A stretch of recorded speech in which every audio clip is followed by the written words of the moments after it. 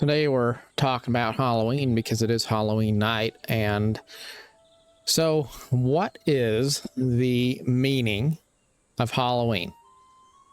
It's pretty simple what the meaning of maybe some other holidays is, but Halloween is just sort of different. It's kind of unusual. It's kind of unsettling. I've never really liked the spooky vibe of Halloween. I feel kind of indifferent to the holiday.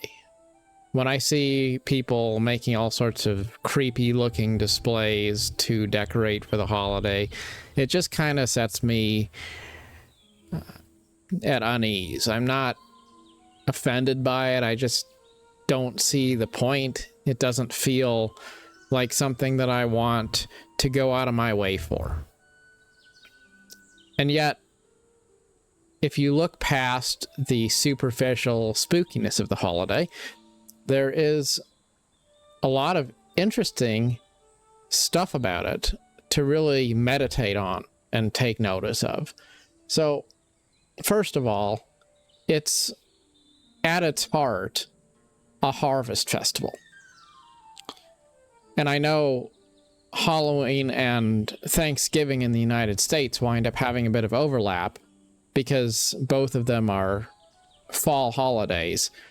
But at the core of it, Halloween is part of the celebration of the end of the summer and the beginning of the winter. It's about gathering in the harvest and understanding that the time of hard work is coming to an end. The time of abundance in the fields is being gathered, and the growing season is coming to an end. It's about this sort of a celebration of what has been accomplished and an awareness that no season lasts forever. And as we go into the winter, we're surrendering the old season and coming to terms with that bleak time which lies ahead. It's about preparation for the lean times, preparation for the adversity which comes ahead, preparation for the long, cold days which are short, in which it's difficult to grow things. It's about, in many ways, making peace with the idea of death as one thing ends and another begins. And that brings me to the concept of the Day of the Dead, which is, I believe, more of a Central American tradition, but it's still connected as a similar theme and very much relevant to the vibe of what Halloween is all about. It's about honoring the spirit of our ancestors. It's about wanting to ourselves live lives which are worthy of being honored in the future when it's our turn to die. So, in a sense, that is all about pulling back the curtain and looking at death, something which we spend our lives sort of finding ways to skirt around, finding ways not to really think about. We're always doing things, building up our castles in the sky, building up our houses on the sand, finding new ways to convince ourselves that life goes on forever and there's no end in sight. And yet the reality is we all live lives in which our days are numbered. We know it. And it doesn't matter what kind of car you drive or what your badge says at work or how high you leveled in your favorite video game or what kind of a computer you're building next year, or what your family or your friendships or your relationships are like. There's nothing in this world that will change the fact that we will die. We know it, and we always distract ourselves from it. And in a way, it's healthy to distract yourself from thinking about death. Just like an animal that lives in nature doesn't spend all of its time thinking about how it's going to die. It just lives. And that's what's beautiful about nature, just being present in it, just living, just not really thinking about what's going to happen next month, what's going to happen next year, what's going to happen 10 years from now or 30 years from now. How am I going to be good enough? We don't have to necessarily live always with this idea that there's this clock ticking down and we should have it hanging over our head. It's okay to just be, and to be distracted from that inevitable reality that life isn't going to be forever. But it's also healthy to be pragmatic about this, to look at it, to understand it, and to get to a place where, even if that's in some ways a hard journey to come to terms with, to learn how to be at peace with that. And looking at things that are kind of morbid is a way for us to work through some of those mental gymnastics of coming to terms with our mortality while we remember the lives of people who have passed on, who go before us. And it's about honoring legacy, and it's about trying to be a person who leaves behind a legacy that is also meaningful.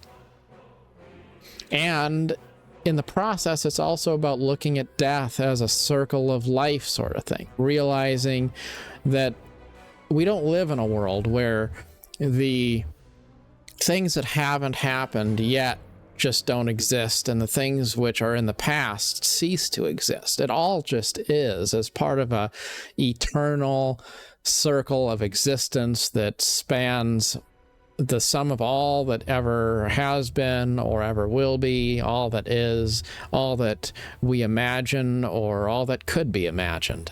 Life in its essence is much greater and much broader, much more connected than we as simple creatures could begin to truly comprehend. But as we contemplate death in life, and we contrast the two, and we think about our place in all of this, we also can come away with that understanding that if life is this sort of a circular thing, and we're from the dust born, and then we will return to the dust, and from that dust will come new life, then we also can find a sense of knowledge of how to be at peace in the world. We can know, life might be hard right now. Maybe sometimes it's bleak, sometimes it's frightening, sometimes it's daunting, sometimes I'm imperfect, sometimes I think maybe I won't do enough in life to accomplish all the things I'd like to accomplish, or all the things maybe other people would like me to accomplish. And we have all of these unsettling things and worries and the sense of running out of time. But knowing that it's okay to run out of time, it's okay to be part of a system of life that always includes death as part of its cycle, because death isn't the end, and there will be new life, there will be new opportunities, there will be new quest paths ahead when we finish our main story quest. It's okay. If we don't get to end game, there's going to be other players that play when we log off for the last time, and that's all right. So just thinking about death from the perspective of honoring life is another important aspect of this seasonal holiday that's built around harvest. And really the two are quite connected, because as we talk about things like ending of a season of growing and gathering in the harvest and approaching winter, well, these can also be metaphors for our lives and for our mortality and for the fact that we aren't going to live forever. Then next, Halloween is really all about the morbid. It's about facing things that are frightening, things that are macabre, things that are dark and evil. And the reason for this is because Halloween got its name from All Hallowed Eve. It was the eve, or the night before, All Hallows Day, which was a Christian holiday. It was All Saints Day. And the purpose of All Saints Day was to honor all things holy. It was to celebrate the light. It was to celebrate and pay tribute to the saints. So the night before that holiday of light, the concept was to spend time exploring ideas of darkness, to explore the concept of evil so that it would be more possible to celebrate the existence of good.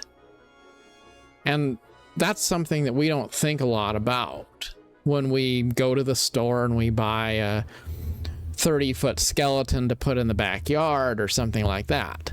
But in addition to it being a time to celebrate the honorable dead and to contemplate our mortality and things like that, it's also a time for facing evil, for acknowledging evil, to acknowledge that there are things in the world which are not what they ought to be, and to face those things because you can't really celebrate the light if you don't also acknowledge the darkness. You have to have that sort of a contrast between the two. It's important.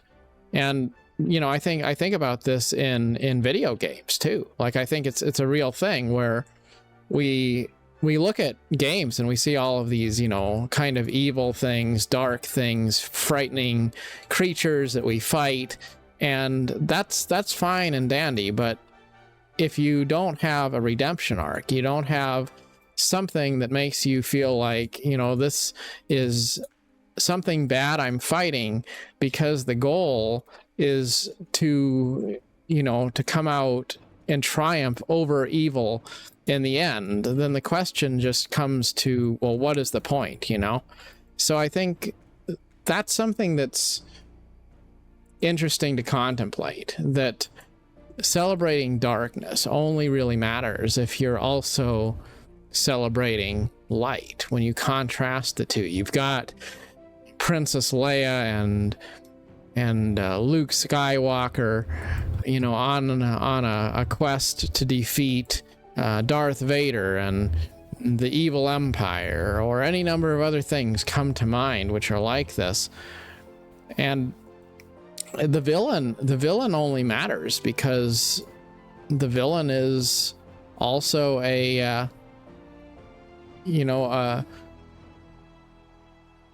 spokesperson, essentially, to amplify the protagonist. It's an agent that's there to make us want the good guys to win, because when you are, you know, when you're surrounded by darkness, then the light seems all that much more sweet. And we see that redemption arc in modern Christian and Western holidays, where you go into Thanksgiving and you go into Christmas and you celebrate all of these positive things of rebirth and light and redemption. And it all really kicks off with Halloween. It starts with this time when we think about death and we think about loss and we think about the end of seasons. We think about the frightening and evil spirits at work in the world and all of that sort of thing. And then we move into thankfulness for the blessings we have. We move into meditation on redemption and salvation and all of the things which bring joy and warmth to a world which still inevitably is blighted by evil, which includes the inconvenient truth of death and degradation.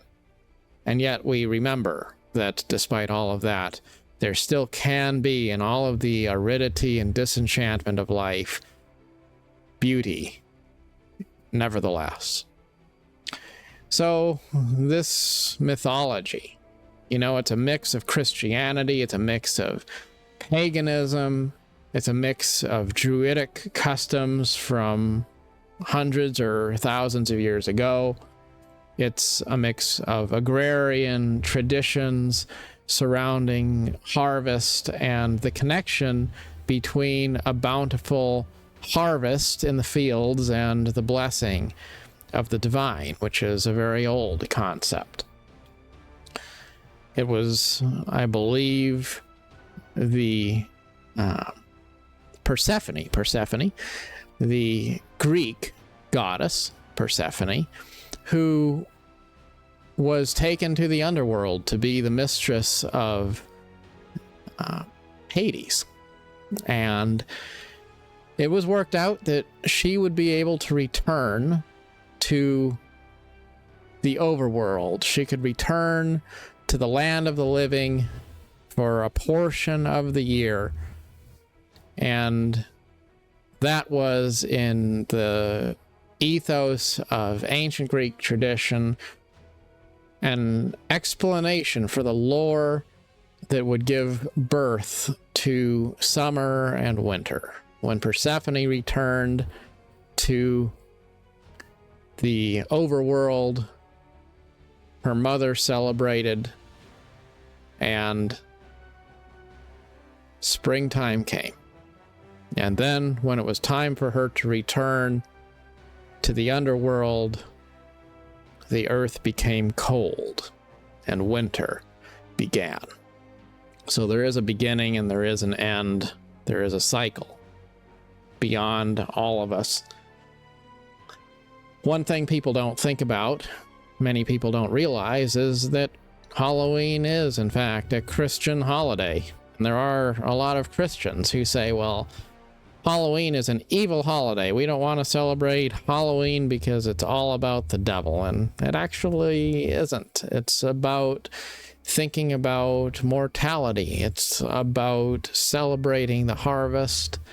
And it is about considering that which is dark so that we can then meditate on that which is good. And all of those are very much in line with the Christian values of other Western holidays. And to those who might not be of a Christian persuasion, it's also got a healthy mix of all sorts of other classical tradition, mythology, and really it has something to offer for everyone, as do probably most of the Christian and Western holidays that we celebrate today in a much more materialistic way. Probably a big part of why we have this hybridization of paganism and Christianity in modern society is because a long time ago there were Jews, and then there was a sect that broke off from Judaism, which essentially was the early Christian religion. And I believe that would be called Gnosticism. And that religion was a lot more in line with Judaism and ideas born of Eastern philosophy than it was in line with what we would think of as Christianity of today.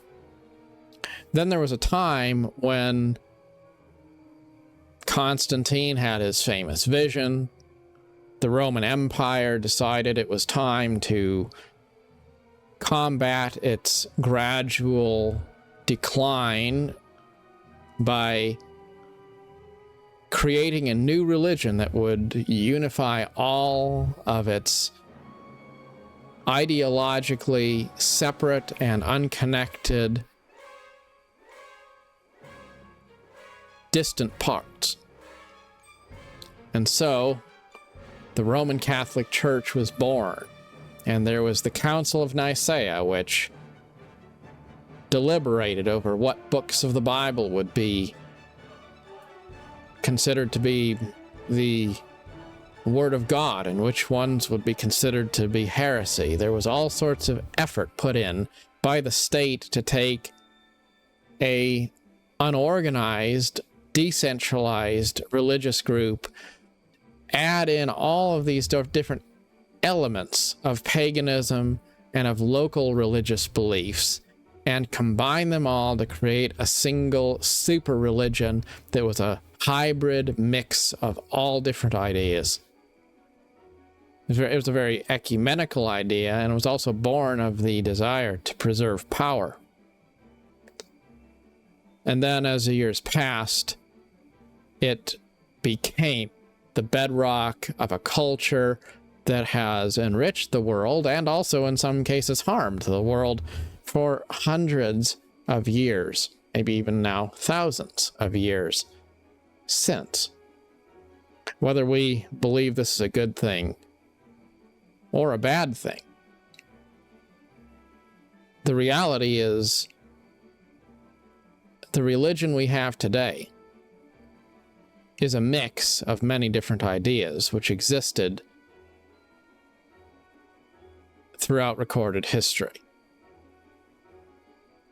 And I think that's beautiful because it gives us the opportunity to think about things in a way that's stimulating, in a way that captures our imagination and helps us to come to a sense of understanding of abstract ideas which we might not otherwise be able to really wrap our heads around. It's hard to understand the divine. It's hard to understand the eternal. It's hard to understand mortality, hard to understand death. It's even kind of hard to understand the difference between right and wrong. But when you add allegory and storytelling and myth and legend and doctrine and religion and all of these other different things that we use, it helps us essentially to maybe prepare our spirits for that which is everlasting, just as a child plays with toys so that the child can understand better real things by role-playing with fake things. So too, we role-play with fantasy in this life so that we can, in our spirit, better understand and prepare ourselves for the life which is to come. As someone said once, I loved it, birds would not be inclined to migrate if there was no south for them to fly to. And so I think it is true.